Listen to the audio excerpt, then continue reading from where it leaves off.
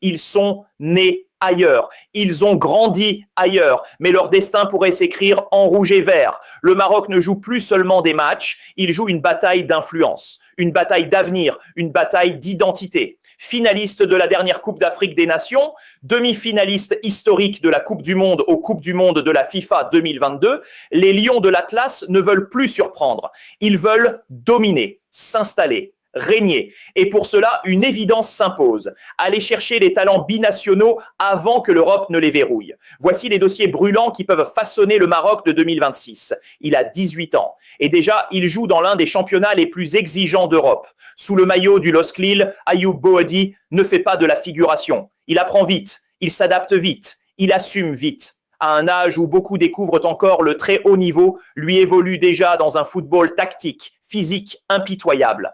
Mais ce qui frappe le plus, ce n'est pas seulement son talent, c'est son calme.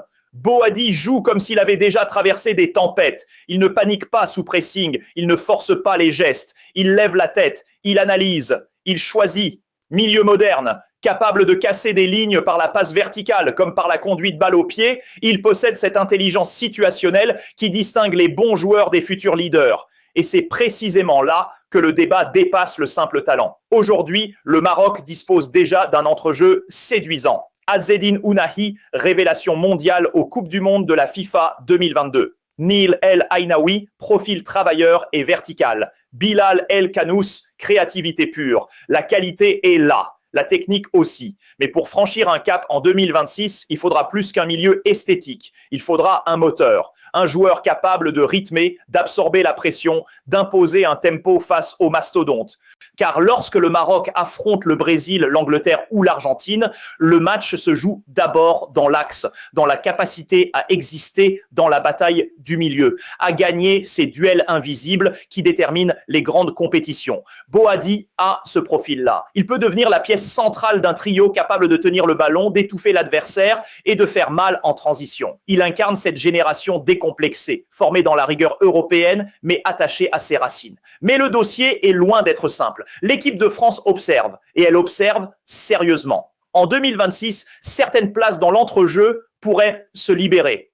La concurrence est rude, mais le prestige reste immense. Le choix ne sera pas anodin.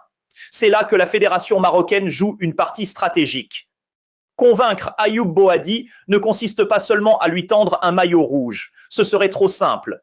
Il s'agit de lui présenter un projet clair, structuré, ambitieux. Lui dire « Tu ne viens pas pour compléter un groupe, tu viens pour le façonner », lui offrir un rôle, pas une simple convocation, une responsabilité, pas une opportunité passagère, une vision à long terme, pas un pari opportuniste. Car le Maroc d'aujourd'hui n'est plus celui d'hier. Ce n'est plus une sélection qui attend les refus pour exister. C'est une nation qui a marqué l'histoire, qui a ouvert une brèche pour tout un continent, qui a prouvé qu'elle pouvait regarder les grandes puissances dans les yeux. Choisir le Maroc en 2026, ce ne serait pas un plan B, ce serait un acte fort, un acte identitaire, un acte sportif. Et si Boadi décidait de rejoindre les Lions de l'Atlas, le message serait limpide. L'attractivité a changé de camp. Ce ne serait pas seulement l'arrivée d'un talent, ce serait la confirmation que le Maroc attire désormais les joueurs par ambition, pas par défaut. Dans les grandes nations, les cycles se construisent autour de figures centrales. Peut-être que Boadi peut devenir l'une d'elles.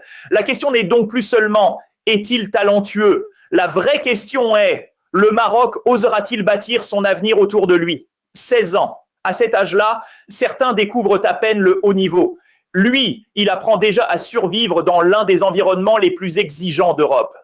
Ibrahim Rabaj grandit au sein du centre de formation de Chelsea FC, un club où le talent ne suffit jamais, où chaque semaine est une sélection, où la concurrence est permanente. Là-bas, seuls les plus forts mentalement tiennent, et Rabaj tient, ailier gauche-gaucher, fin techniquement, capable d'éliminer en 1 contre 1, mais aussi de rentrer intérieur pour créer ou frapper. Il n'est pas simplement spectaculaire, il est efficace. Déjà décisif en Youth League, déjà capable d'influencer le rythme d'un match, il montre cette maturité rare chez un joueur né en 2009. Ce qui impressionne, ce n'est pas seulement la qualité de ses dribbles, c'est sa lecture du jeu, sa capacité à choisir le bon tempo, à savoir quand accélérer, quand temporiser. Et forcément, il est observé, surveillé, convoité. Rabaj évolue aujourd'hui entre 2 univers, les sélections anglaises, puissantes, structurées, sécurisantes, et les sélections marocaines ambitieuses en pleine ascension. Le choix n'est pas anodin, il est stratégique. Mais le Maroc il a appris que le talent ne prévient pas avant d'exploser. Il a appris qu'attendre peut coûter très cher. L'exemple de Lamine Yamal reste dans toutes les mémoires. Très jeune, courtisé, puis définitivement engagé avec l'Espagne avant de devenir une star planétaire. Une trajectoire fulgurante qui rappelle une vérité brutale. Dans le football moderne, les décisions se prennent tôt. Rabage, c'est précisément ce type de dossier. On ne parle pas d'un joueur prêt pour 2026. On parle d'un joueur qui pourrait incarner 2030. On parle d'un profil capable de s'inscrire dans la continuité de la génération dorée. On parle d'un talent qui peut grandir en même temps que le projet marocain. Et c'est là que la vision devient essentielle. Le sécuriser aujourd'hui ne signifie pas le précipiter. Cela signifie lui offrir un cadre, un sentiment d'appartenance, une trajectoire claire. Lui dire « tu fais partie du plan ».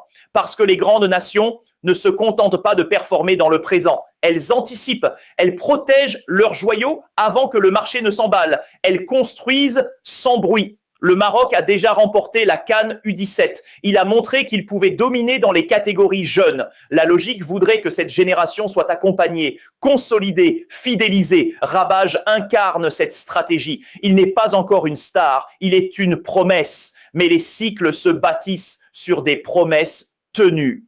Dans 3 ans, s'il explose en Premier League, la bataille médiatique sera féroce.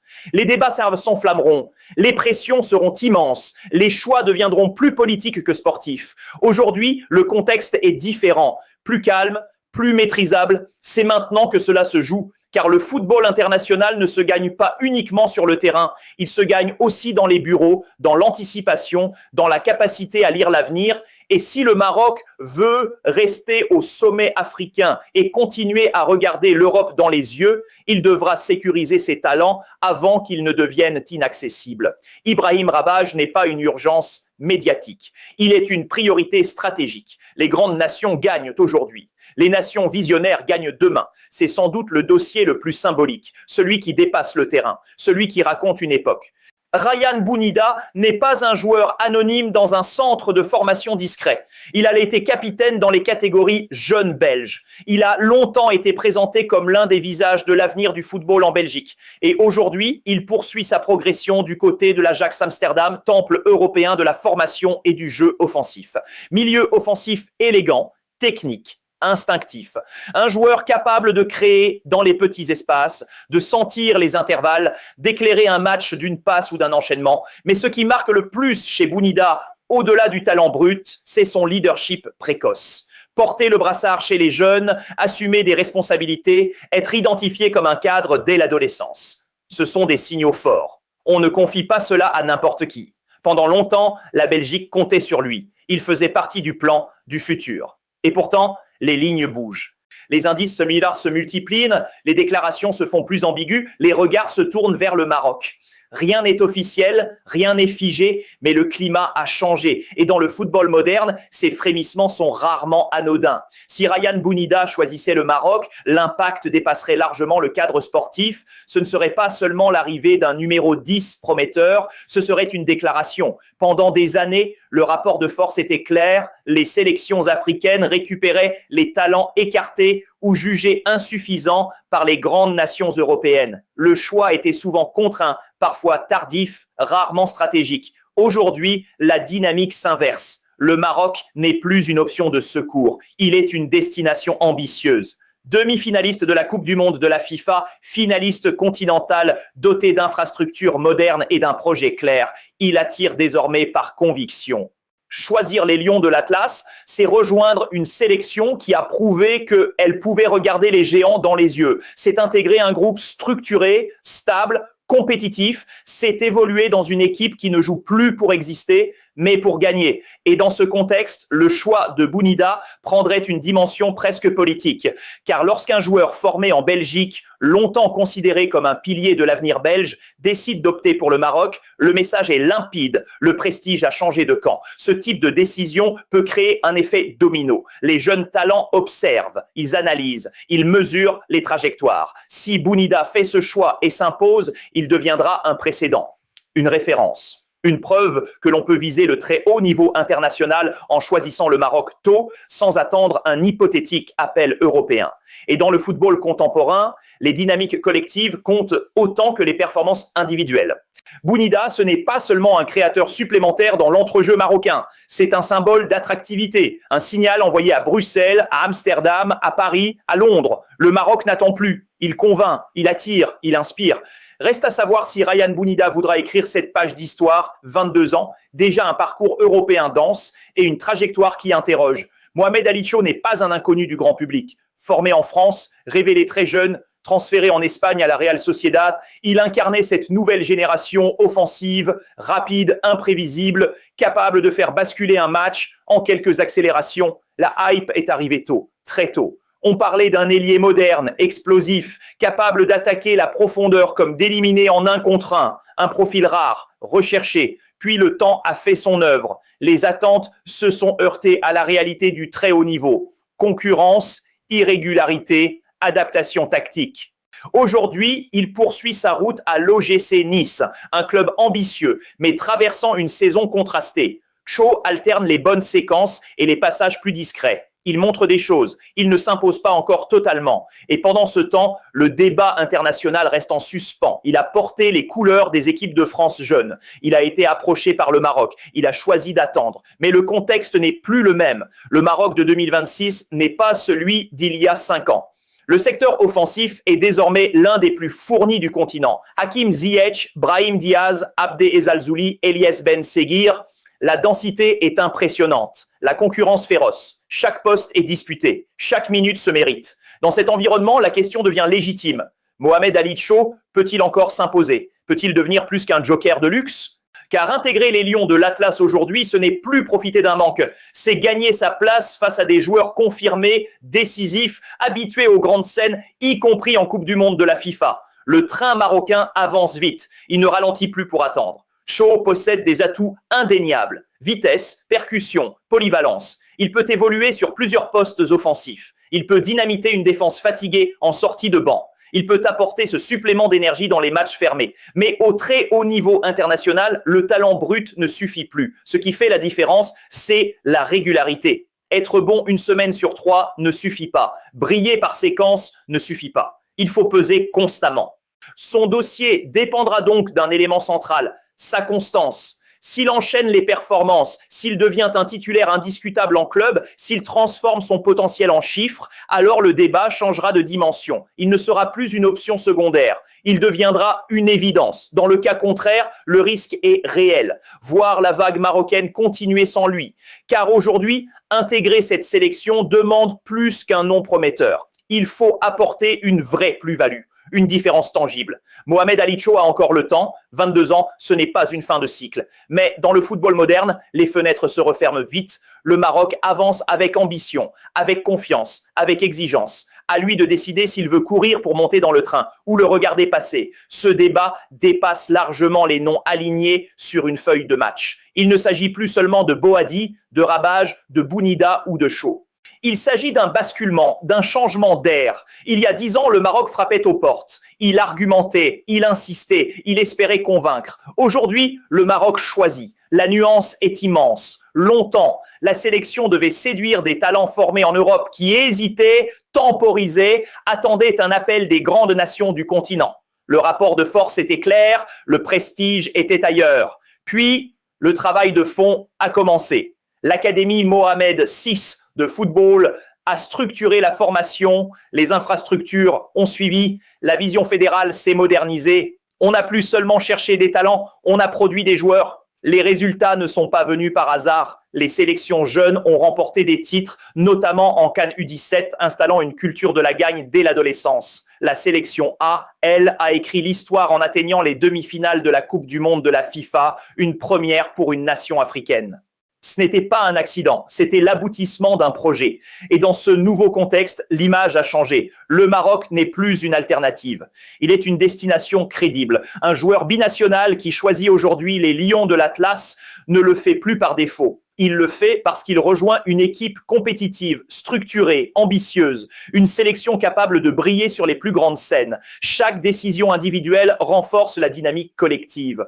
Lorsqu'un talent formé en Europe opte pour le Maroc tôt dans sa carrière, il envoie un signal puissant aux autres. Il valide le projet. Il confirme que le prestige ne se limite plus aux frontières européennes. Et ce phénomène crée un cercle vertueux. Plus le Maroc attire des profils ambitieux, plus il élève son niveau d'exigence. Plus la concurrence interne s'intensifie, plus la sélection gagne en profondeur, plus elle devient attractive. C'est ainsi que naissent les grandes nations.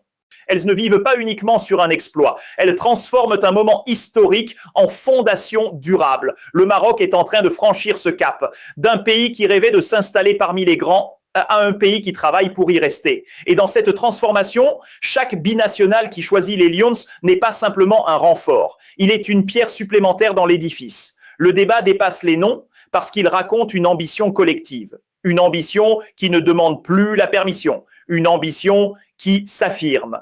La prochaine Coupe du Monde de la FIFA ne sera pas celle de la surprise, elle sera celle de la confirmation.